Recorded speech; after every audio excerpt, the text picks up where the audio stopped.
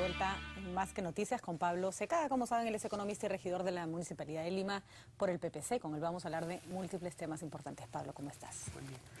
Bueno, cuéntanos un poco cómo va. Creo que el tema económico no es un tema de este gobierno, ¿no? Era un tema del gobierno anterior, en virtud de que todavía éramos un país en crecimiento, y ahora casi no se habla de qué pasa con las cifras. A pesar de que los precios siguen subiendo, también siguen subiendo los ingresos de determinadas personas, determinados sectores sociales tienen mayor poder adquisitivo. ¿En qué etapa estamos? A ver, así como para hacer una cosa muy breve, el crecimiento se ha desacelerado un poco.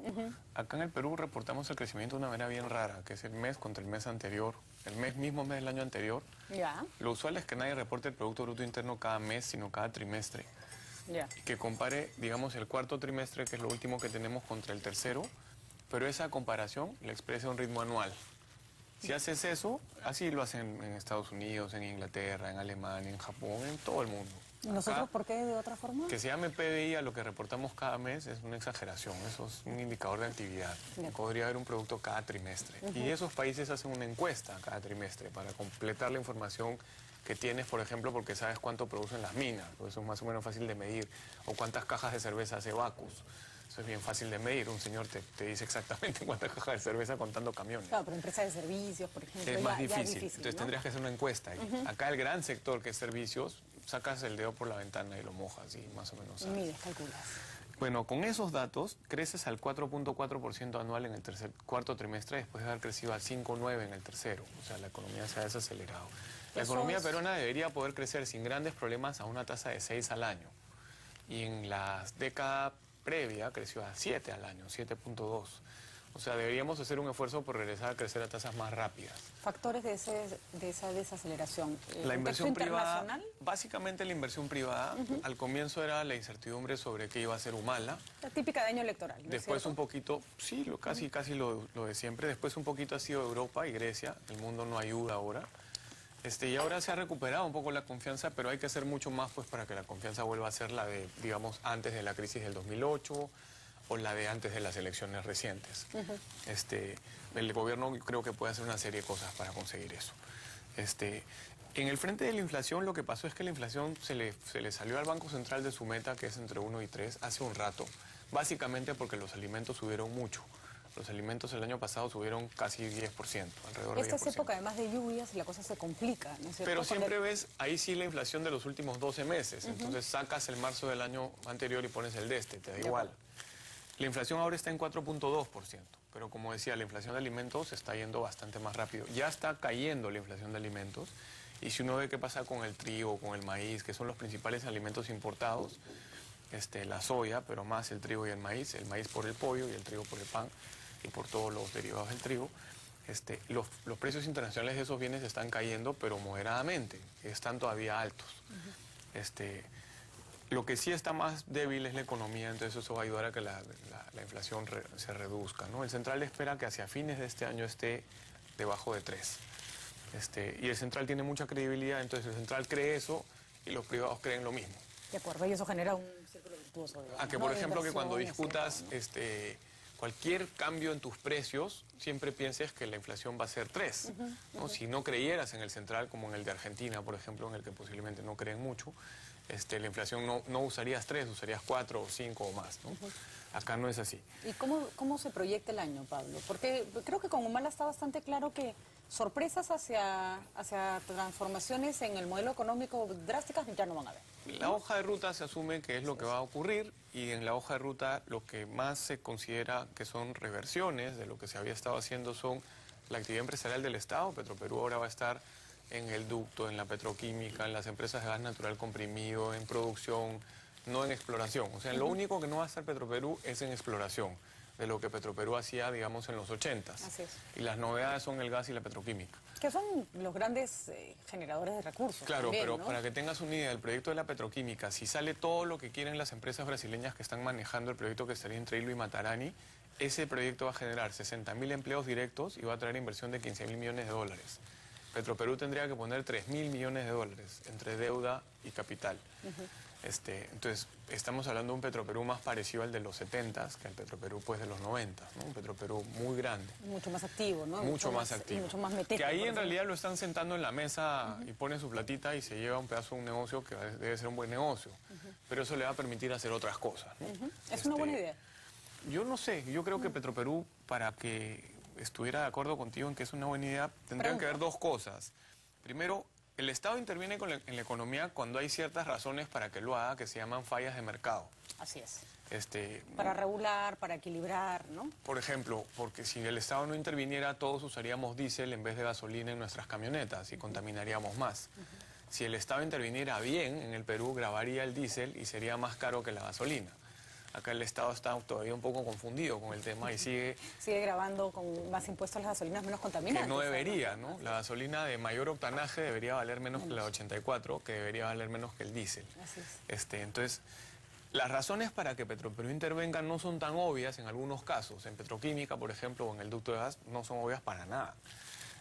Pero se ha tomado la decisión política de que sea así, en fin. Pero ¿por qué el Estado no puede intervenir no solo cuando se trate de corregir un error de mercado, sino cuando hay un buen negocio, del que puede participar más activamente? ¿Va a recibir menos plata que si simplemente otorga una concesión? Porque desincentiva la inversión, porque Petroperú trae a la mesa empleados que no están bien capacitados, que no han ido a buenas universidades, que no han competido en las mejores empresas mundiales, que no tienen las últimas tecnologías, y encima ahí viene el otro problema, las fallas de Estado. Petroperú reacciona a incentivos políticos. O sea, el gerente de Petroperú o los gerentes de línea de Petroperú, el gerente de Talara, no está pensando en cómo hacer la empresa más eficiente, cómo modernizar para Talara de la mejor manera. Está pensando en tener poder político para hacer lo que el presidente o los ministros o los congresistas quieren. Pero existen ejemplos de asociaciones público-privadas y de empresas, incluso estatales, eficientes, no en el Perú necesariamente. Lo que se hace ahí es que como hay una falla de Estado, el Estado reconoce que hay fallas hay una falla de mercado, el Estado reconoce que hay fallas de Estado, usa al sector privado para hacer lo que el sector privado solo no podría. Entonces lo regula, por ejemplo. Pero eso es como Entonces, una premisa... a eso iba. Si se ha tomado la decisión política de Petroperú, esté sentada en la mesa haciendo todas estas cosas, que sea una reforma de verdad de Petroperú. Que Petroperú pueda contratar pues a un chico como un venezolano que estudió conmigo, Andrés Guevara, que trabaja en British Petroleum, que antes trabajó en PDVSA y que estudió en la Universidad de Chicago. Y que él ve precios en British Petroleum. Entonces, que si el Estado quiere comportarse como empresa... Su par en Petroperú baja la información de Internet y hace un análisis pues bien mal hecho, ¿no? Claro, si el Estado quiere comportarse como empresa, que se comporte como empresa eficiente. Claro, eso exige Estado, rendición de cuentas, exige transparencia, exige directores independientes, exige gerentes contratados por concurso, no por Petroperú. Servir me dice quién es el gerente de Talara, no el presidente del directorio de Petroperú o el director de Petroperú o el gerente general de Petroperú. Si esa fuera la Petroperú, yo te insisto, si a mí me dijeras tú qué hagas, yo haría lo que hay que hacer, lo que dice la teoría económica, lo que dice la experiencia internacional. Buena parte de Petroperú sería privada. Pero si quieres, porque tomaste la decisión política de hacerlo así, bueno, hazlo bien. Hazlo bien. Bueno, esperemos que si esa es la política que se va a tomar, por lo menos que sirva aunque sea de piloto para que se hagan determinadas reformas. Vamos a una pausa y seguimos conversando con Pablo Secada, porque hay temas de la municipalidad, por supuesto también nos interesa consultarle.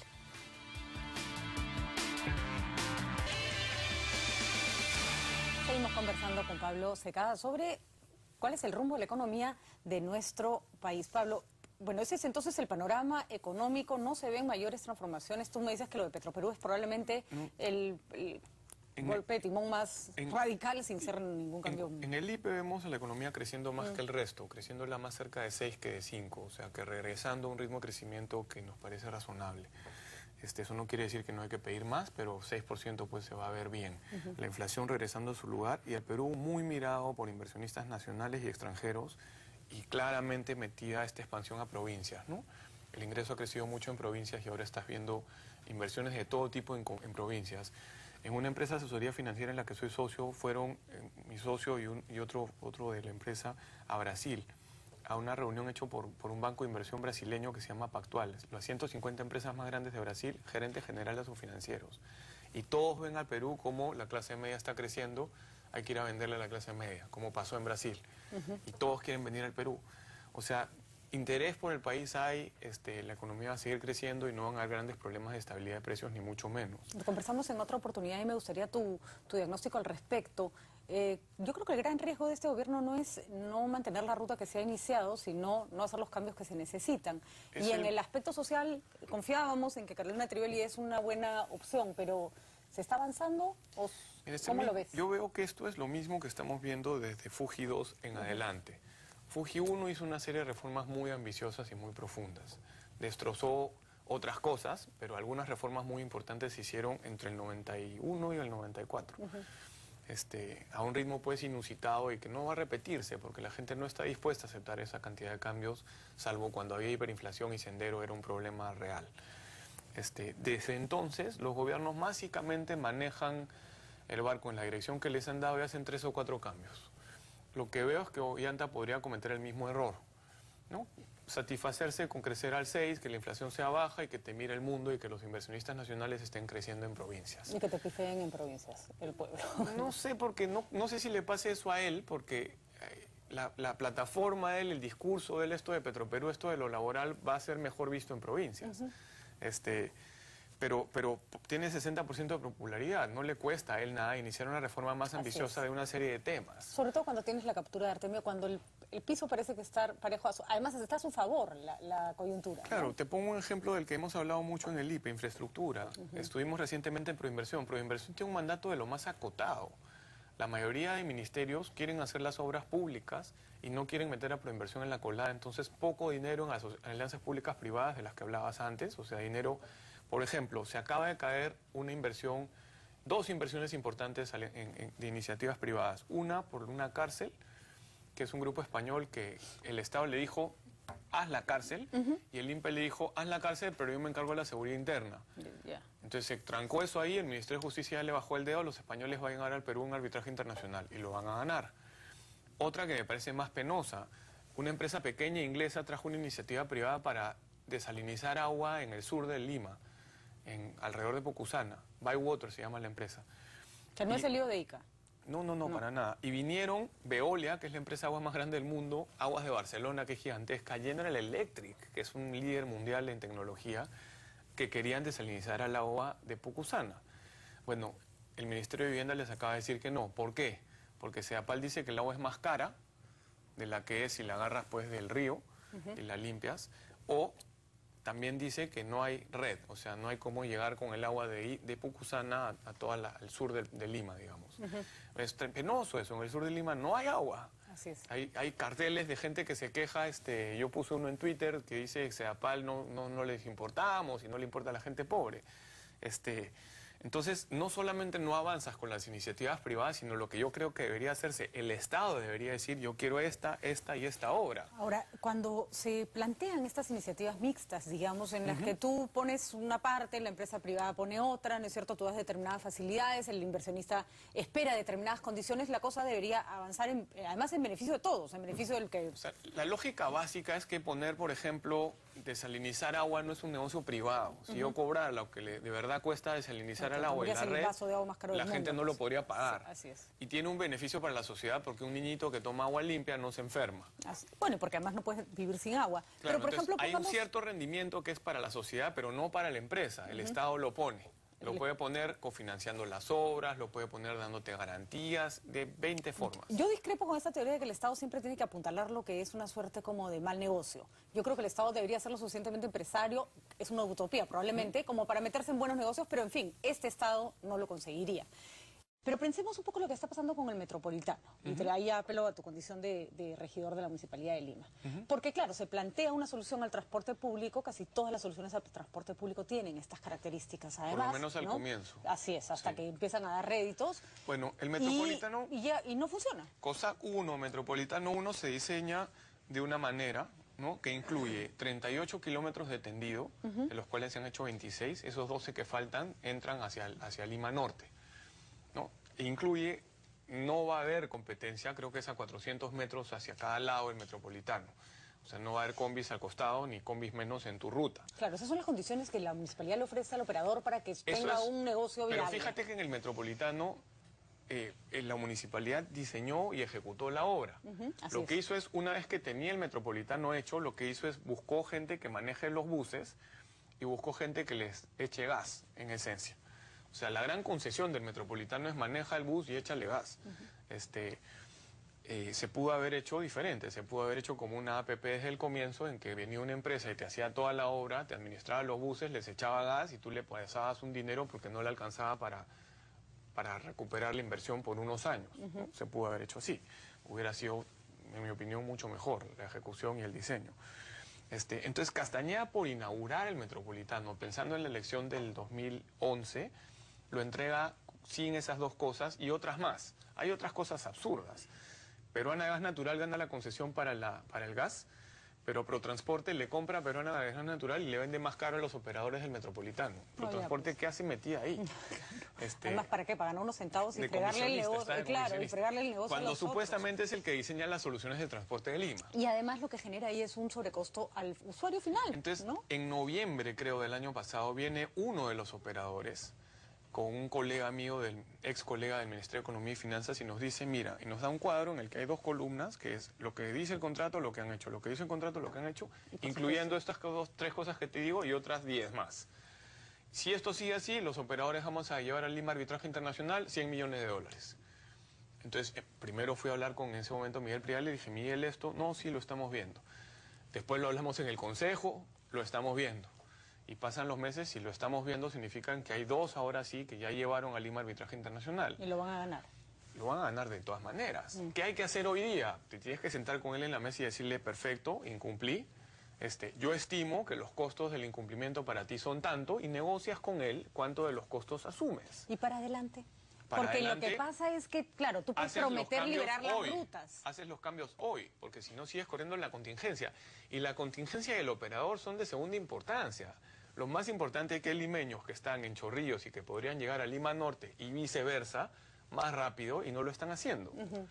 ¿No? Porque ahora, los concesionarios no quieren meter más buses, porque ¿para qué meto más buses si estoy perdiendo plata?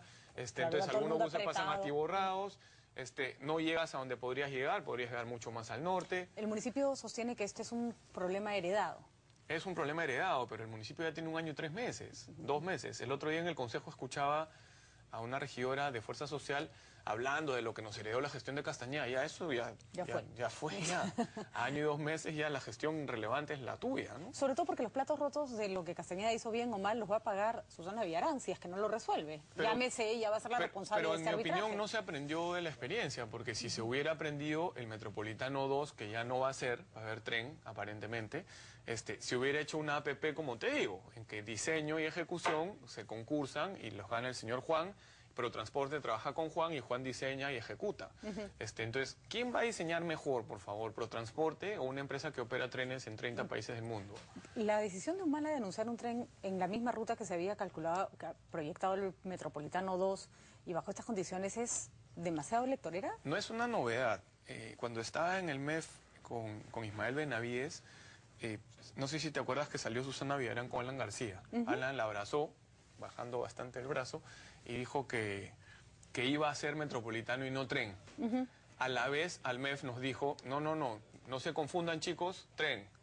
O sea, estoy diciendo eso para quedar bien con ella en público, pero va a ser tren. Lo que requerirías, cuando haces cualquier inversión pública, requieres una evaluación de cada alternativa. Una alternativa es no hacer nada. Otra alternativa es hacer tren, otra es hacer metropolitano, otra es hacer metropolitano con otro diseño, tren con otro diseño, qué sé yo. ¿Qué resulta más conveniente? De acuerdo No lo sabemos. Porque no hay un estudio. Lo que sabes es que el tren te cuesta más, pero para que compense, para que valga la pena hacerlo, deberías poder transportar a más gente más rápido. Los trenes típicamente van más rápido y típicamente transportan a más gente. Va a haber demanda para tanto transporte tan rápido, vas a sacar a las combis, vas a hacerlo como deberías, porque fíjate, el tren 1 también lo hizo el Estado. También pudo haber sido una concesión y no fue. Al comienzo, porque el criterio acá parece es que cada presidente se quiere ir pues, con su tren bajo el brazo. Y además con el cartel le lo hice yo, ¿no? Eso está en parte ahí. Y después, la otra gran cosa importantísima es, todos estos sistemas deben ser un sistema. O sea, un ciudadano debería poder subirse a donde quiera y o agarrar un corredor, o sea, pero claro, como es en cualquier parte del mundo. O un metropolitano, o un tren, y se van el mismo conectando. Ticket. Así es. Acá hay discusiones que son no debería haber esa discusión. En los sistemas de transporte masivo modernos hay zonas, Y si tú compras tu ticket en la zona 1, no es igual que el ticket de la zona 2. Acá aparentemente con un ticket te vas por todo Lima. Eso no es justo. No solo no es justo, sino que no es realista. No es realista. Yo recuerdo en un sistema tan complejo como el de Tokio, tú vas con un ticket que cuando llegas a un punto en que ya no puedes usarlo, te compras otro, pero no, te avisa. O llegas y ves un mapa en Lima te y ves la zona, ¿no? Zona 1, listo, zona 2 es el otro. Así es. Entonces, este tipo de discusiones pues absurdas se dan todavía, ¿no? Y lo que yo entiendo es que el tren 2 o el sistema de lo que hay hasta ahora, te subes con tu ticket y te paseas por todos lados. Pablo, la vez pasada estuve con el regidor Jaime Salinas, que tiene esta manera a veces como demasiado acalorada de mostrar sus discrepancias con el municipio de Lima. Y yo creo que hay una mezcla de dos cosas. Gente que reniega mucho, tal vez de mala forma, y un municipio que ya está entrando en una fase que parece que está demasiado ensimismado a las críticas. ¿Qué tan bien o qué tan mal está la gestión de Susana Villarán hoy? Ya no hablemos de lo que heredó, ya no hablemos de los ataques injustos. Hoy, su gestión. Bueno, en el área en el que creo que podría ayudar más, que es la de promoción de inversión privada, han tenido varios gerentes. El que tienen ahora, entiendo que primero no lo han anunciado y después ya le pidieron la renuncia o él ya la presentó. Entonces, en esa área, pésimo, ¿no? Y lo que está pendiente son conseguirse 3 competidores para $1.600 millones de inversión como mínimo. De los que hablábamos la vez pasada. Entonces, ahí hay que concursar un estudio de demanda para cada una de estas 3 obras, dárselo a los bancos de inversión y que los bancos de inversión se vayan a traer competidores, ¿no? Un competidor para cada obra como mínimo, pero uno de peso, un francés, un español. De lo contrario, Susana se basa en ninguna obra importante. No, y Lima pierde, ¿no? Porque una de estas Además, obras puedes tener a Graña, Odebrecht y OHL, la española, al lado de uno de su tamaño o más grande, le hace mucho bien a Lima, ¿no? Entonces ahí veo que se está avanzando lento, ¿no? Y todavía no queda claro que hay que hacer eso para la gestión aparentemente porque no lo hacen. El viaje a Nueva York al que yo fui hace meses y seguimos. Mira, para concursar y contratar un estudio de demanda no hay que ser Dios. Hay 10 señores, le mandas una carta y organizas el concurso y gana el mejor. Hay que ser un poco ejecutivo, ¿no? O sea, y además el gerente de la municipalidad es muy amigo de un muy amigo mío que estudió conmigo en Chicago que trabaja en Bechtel, que es una gran empresa de ingeniería. Él le puede decir quiénes son los 10 y si quiere comprobarlo, lo comprueba con una revista que es la International Financial Review, se llama. O sea, eso no es muy fácil. El gerente lo sabe, no es muy difícil, el gerente lo sabe. Me imagino que no es simplemente cuestión de que él lo sepa, hay decisiones adicionales que tomar políticas, supongo. En el tema del bono que quería emitir Lima, creo que ahí vamos a hacer lo que hay que hacer. Y lo va a hacer y el gerente ahora era el gerente de finanzas, o sea que eso va sobre ruedas. En el tema de Coyique, Lima nos está pidiendo apoyo en el PPC y creo que el PPC se lo debe dar. Y en esencia lo que tienes es un señor y una empresa que son cosas serias, ¿no? Que es DH Montt y el señor Ricardo Montt. Porque ¿qué requieres en Coyique? Requieres básicamente 2 cosas. Requieres vialidad, requieres que las 90 hectáreas de Coyique puedan atravesar las vías para que la gente no tenga que darse la vuelta 90 hectáreas para llegar a su casa. Y requieres, quiere la gestión que los parques sean, en vez de parques en condominios, que quería hacer Graña así su diseño, un gran parque al que puede ir quien quiera. Y si quieres hacer los condominios al lado. Además, la licencia provisional con la que DH Montt ha estado construyendo te permite 8 pisos y ha hecho 12. Ya la típica, pues, ¿no? Ya la criollada por todos lados. Y como siempre, con un juez que le dio un recurso de amparo, claro. Entonces, en esencia, ya tiene un acuerdo con las 3 partes de las 4. Falta con Montt. Tiene un acuerdo con Graña, tiene un acuerdo con el Grupo Líder y tiene un acuerdo con el señor Fung. Falta es el DH Montt.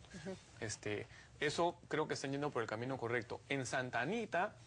Que es el grave problema de que no se termina de Yo de habilitar, nuevo hubiera ¿no? ido por una concesión. La hora que falta es una concesión, el operador es privado y adiós. Santa Anita es imprescindible. Lo que pasa es que para una tendencia más de izquierda este tema de la concesión público-privada no va. No pasa por la garganta, se atragantan. Santa Anita tiene que estar toda la parada y después tendrías que hacer un trabajo con el Ministerio de Agricultura. Eduardo Segarra fue director de Información Agraria, para que Santa Anita le dé información de precios a toda la gente que vende en Santa Anita. Y para que una mamacha, imagínate, venda un mensaje de texto y le diga a la papa, en la próxima campaña vale tanto.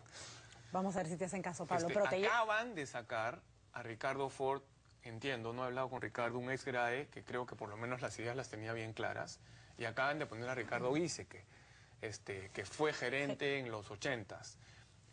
Vamos a ver qué pasa, pero si era difícil para Ricardo meter a la gestión privada su tocayo, pues menos, ¿no? Eso va a ser un mercado público y ojalá que salga bien. Ojalá que salga bien.